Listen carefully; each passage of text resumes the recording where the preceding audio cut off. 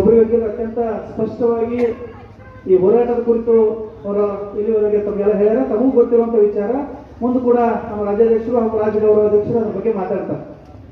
ನಾನು ಕೇವಲ ನನ್ನ ಅಲ್ಪಮತಿಗೆ ಕೇಳುವಂಥ ಒಂದು ಎರಡು ಮಾತುಗಳನ್ನು ಹೇಳ್ತೀನಿ. ಈಗಾಗಲೇ ಕೊಬ್ಬರಿ ವಕೀಲರು ಹೇಳುವಂಥ ಎಲ್ಲ ಮಾತುಗಳು ಅಕ್ಷರ ಸಹ 100ಕ್ಕೆ 100 ನಾನು ಕೂಡ ಅವ್ರ ಸಹಮತದೀನಿ. ಯಾಕಂತಂದ್ರೆ ಈಗಾಗಲೇ ತಾವೆಲ್ಲ ನೋಡ್ಬೋದು, ನಮ್ಮ ಕೇಂದ್ರ ಸರ್ಕಾರ ಈಗಾಗಲೇ ಕರಾಳ 3 ಕೃಷಿ ಕಾಯ್ದೆಗಳನ್ನು ತಗೊಂಡ್ಬಂದು ಎಲ್ಲ ರೈತರ ಬಾಳನ್ನ ದಿಕ್ಕಾಪಾತ್ ಮಾಡಿಕೊಳ್ಳಿಸುವಂತ ಉದಾಹರಣೆಗಳು ಕೂಡ ನಮ್ಮ ಕಣ್ಣು ಮುಂದೆ ಇದೆ. ಅದರಲ್ಲಿ ಮೊದಲನೇದಾಗಿ ಭೂ ಸುಧಾರಣಾ ಕಾಯ್ದೆ. ಭೂ ಸುಧಾರಣಾ ಕಾಯ್ದೆಪ್ಪ ಅಂತಂದ್ರೆ ನಮ್ಗೆಲ್ಲ ಗೊತ್ತಿರ್ಬೇಕು, ಮೊದಲ ಹೊಲ ಮಾಡ್ಬೇಕಪ್ಪ ಅಂತಂದ್ರೆ ಯಾರು ಕೃಷಿಕರದಾರ ಅವ್ರು ಅಷ್ಟೇ ಭೂಮಿಯನ್ನು ಪರ್ಚೇಸ್ ಮಾಡ್ಬೇಕಾಗಿತ್ತು.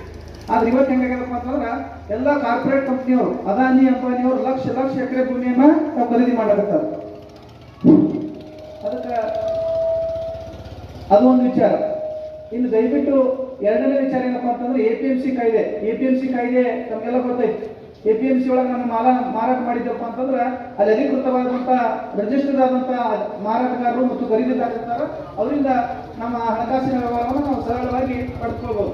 ಆದ್ರೆ ಇಲ್ಲಿ ಏನ್ ಮಾಡ್ಯಾರಪ್ಪ ಅಂತಂದ್ರೆ ಅವರು APMC ಕಾಯ್ದೆಯನ್ನು ರದ್ದು ಮಾಡಿ ಯಾವ ರೈತರು ಎಲ್ಲಿ ಬೇಕಾದಲ್ಲಿ ಮಾರಾಟ ಮಾಡಬಹುದು, ಅಮೆರಿಕಾದ ವ್ಯಾಪಾರಸ್ಥರು ಕೂಡ ನಮ್ಮಲ್ಲಿ ಬಂದು ಕೆಲಸ ಖರೀದಿ ಮಾಡಬಹುದು ಅಂತ ಹೇಳಿ ಒಂದು ಆಜ್ಞೆ ಮಾಡಿದ್ರು. ಅದು ಏನಾಗ್ತದಪ್ಪ ಅಂತಂದ್ರೆ ಬಹಳ ಸಂದರ್ಭದೊಳಗ ನಾವೆಲ್ಲ ಅನಕ್ಷರಸ್ಥರಿದ್ದೀವಿ, ಒಂದು ಆಮೇಲೆ ಒಬ್ಬಂಟಿಗರು ಇರೋದ್ರಿಂದ ಆ ಒಂದು ಕಮ್ಯುನಿಕೇಶನ್ ಪ್ರಾಬ್ಲಮ್ ಆಗೋದ್ರಿಂದ ಹಲವಾರು ತೊಂದರೆಗಳಾಗ್ತಾವೆ. ನಾವು ಯಾರು ಕೂಡ ಅಮೆರಿಕಕ್ಕೆ ಹೋಗಿ ದುಡ್ಡು ತರುವಂತ ಪರಿಸ್ಥಿತಿ ಒಳಗೆ ಇರುವುದಿಲ್ಲ. ಈ ರೀತಿ ಹಲವಾರು ಮೋಸಗಳು ನಡೆದಿದ್ದು ಕೂಡ ನಮ್ಮಲ್ಲಿ ಇತ್ತು.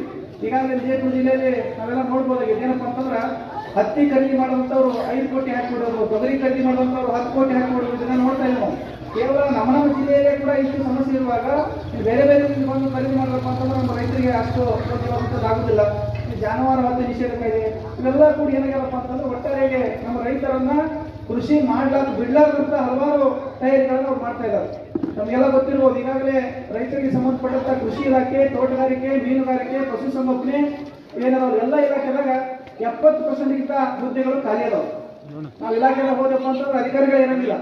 ಇದ್ರೂ ಕೂಡ ಸಂಬಂಧಿಸಿದ ಯಾವ ಒಂದು ಯೋಜನೆಗಳು ಕೂಡ ಇವತ್ತಿನ ದಿನ ಮುಂದುವರಿಸಿಕೊಂಡು ಹೋಗಿರ್ತಿಲ್ಲ. ಅದು ರಾಜ್ಯ ಇರ್ಬೋದು, ಕೇಂದ್ರ ಸರ್ಕಾರ ಇರ್ಬೋದು, ಎಲ್ಲ ಯೋಜನೆಗಳು ಫಂಡ್ ಇಲ್ಲ, ಖಾಲಿ ಆಗೈತಿ ಅಂತ ಹೇಳ್ತಾರೆ. ಅದು ಒಟ್ಟಾರೆಯಾಗಿ ಯಾವ ರೀತಿ ಆಗಬೇಕು ಅಂತಂದ್ರೆ ನಮ್ಮ ರೈತರು ಕೃಷಿಯನ್ನು ಬಿಡಬೇಕು, ಎಲ್ಲರೂ ದುಡಿಲಕ್ಕೆ ಹೋಗ್ಬೇಕು ಅಂತ ಒಂದು ವ್ಯವಸ್ಥೆ ಮಾಡಬೇಕು. ಆ ನಿಟ್ಟಿನೊಳಗ ವಿದ್ಯುತ್ ಖಾಸಗೀಕರಣ ಕೂಡ ಮಾಡ್ಲಕತ್ತಾರ. ವಿದ್ಯುತ್ ಖಾಸಗೀಕರಣ ಯಾವ ರೀತಿಯಪ್ಪ ಅಂತಂದ್ರೆ ನಮ್ಮ ರೈತರು ಹೆಂಗ್ ಮೊಬೈಲ್ ಕರೆನ್ಸಿಗೆ ಅಡ್ವಾನ್ಸ್ ರೊಕ್ಕ ಹಾಕಿ ಹೆಂಗ್ ಬಳಸ್ತೀವಿ ಆ ರೀತಿ ಕೂಡ ಕೃಷಿಯನ್ನು ತಂದು ನಿಲ್ಲಿಸಾಕತ್ತಾರ.